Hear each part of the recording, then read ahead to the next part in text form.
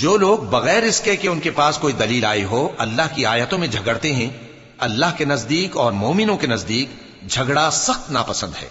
اسی طرح اللہ ہر متکبر سرکش کے دل پر مہر لگا دیتا ہے۔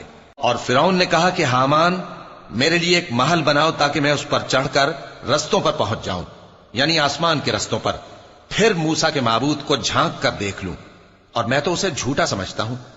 اور اسی طرح فرعون کو اس کے اعمال بد اچھے معلوم ہوتے تھے اور وہ رستے سے روک دیا گیا تھا، اور فرعون کی تدبیر تو بیکار تھی۔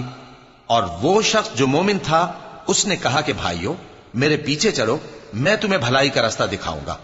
بھائیو یہ دنیا کی زندگی چند روز فائدہ اٹھانے کی چیز ہے، اور جو آخرت ہے وہی ہمیشہ رہنے کا گھر ہے۔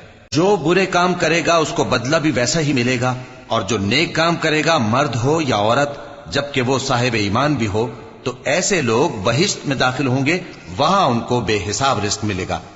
اور اے قوم میرا کیا حال ہے کہ میں تو تم کو نجات کی طرف بلاتا ہوں اور تم مجھے دوزخ کی آگ کی طرف بلاتے ہو۔